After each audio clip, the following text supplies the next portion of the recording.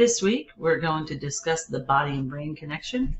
The way we will address the body and brain connection is by taking a deeper look at opioid substance abuse. Opioid addiction has become an epidemic in the United States, and according to the CDC, there have been 3 waves of addiction and deaths. The first wave began in 1990 with an overprescribing of the drug and being distributed, and in 2010 there was an increase in deaths involving heroin. And the third wave, the CDC states, began in 2013 with a significant increase in overdose deaths, which included synthetic opioids such as fentanyl. This epidemic continues, and many illegal drug manufacturers find ways to improve upon the addictive properties of these drugs by mixing them and creating new concoctions with heroin and cocaine and creating counterfeit drugs. I would like to first start off by telling you all that I have a personal reaction and connection to opioid addiction. I come from a very large family. I have 6 sisters. Well, I had 6 sisters, including me, with 7 girls and 1 brother, 1 older brother. Out of my 6 sisters, 4 of them had ended up with an opioid addiction. 2 of them have already died. According to their autopsy reports, they had died from an accidental overdose. The other 2 are somewhat recovered, but they're only a mere shadow of the person they used to be.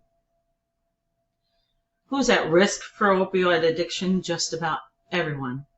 Opioid is an extremely addictive drug, and persons who have been prescribed these drugs from the doctor is at risk if the prescription is not taken as instructed.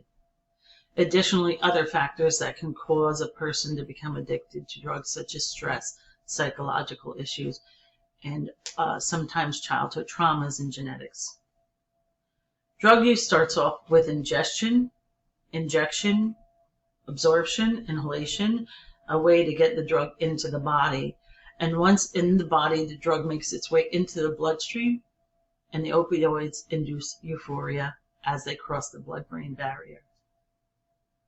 The effect the drug has on the brain happens with something known as the dopamine reward pathway, also known as the mesolimbic pathway. A small set of neurons synthesizes dopamine. When the dopamine is released by the cells, it creates a feeling of euphoria. With abuse of drugs, this pathway is being used over and over again and becomes insensitive, which makes the user need more of the drug to achieve the same effect. And therefore, some addicts take more of the drug than what they expected their body to handle, and sometimes their life is ended by overdose, also known as sometimes accidental overdose. The addict is completely aware of their addiction. They must take more of the drug to have the same effect. And additionally, they are aware of the consequences but ignore them or wave them away as a mere thought that it would have no problem for them. It would produce no problems for them. And even though the addict may not be aware of it, friends and family certainly can begin to notice the symptoms of addiction. And there are many telling signs, and sometimes because you're so close to that person, you don't even notice. However, people such as my opioid addicted sister showed many of these signs, such as grave differences in their personalities. They had become unstable, and they began to believe conspiracies that everyone was out to get them. They would no longer call or show up for parties, and when they did, they would be angry and frustrated and be in a hurry to leave because they wanted to get home and get high. When their stash would run out, they would become what many have known as drug sick. This is when they would have fevers and diarrhea, they couldn't eat, and they couldn't sleep. Additionally, because opioid is a painkiller, they became very thin, and hunger is a pain. And these opioids can kill the hunger pain, so they lose a tremendous amount of weight. There are also other physical signs, such as strange rashes on their body, where sometimes addicts pick at their skin and cause abrasions. Furthermore, some addicts also can begin to show signs of skin pigmentation changes. So the signs and the symptoms are there, and they are scary. What does drug addiction do to the brain? Well, over time, the drug abuse interferes with neurons and the way they send and receive and process signals via neurotransmitters. Some drugs activate neurons because of the chemical structures mimics the natural neurotransmitters in the body. Opioids, for example, can bind to opioid receptors meant for endorphins, and they mimic the mechanism of pain reduction, and this causes euphoria. The continued use of drug can cause permanent brain damage. The damage can be slightly noticeable, as long-term drug addicts cannot make clear, concise thoughts, or they cannot process thoughts as one entire connection.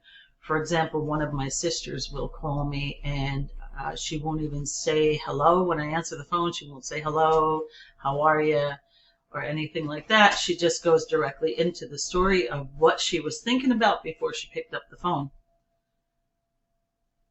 So the Bayan Treatment Center, on their website, this shows a short video of brain damage and the brain damage that opioids can cause, and sometimes caused by overdoses, also by the abuse of the drug.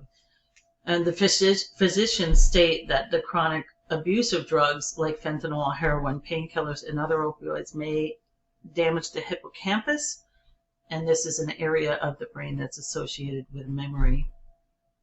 The main point I need to make here is that drug abuse is harmful to your life, family, friends, brain, and body.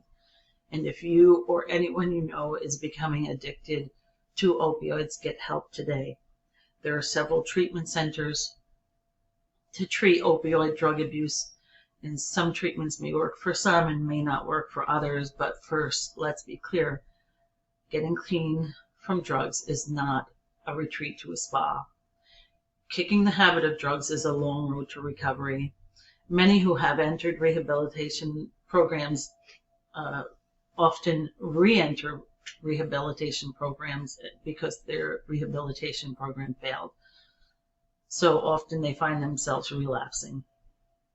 A full support program is probably the best to be included.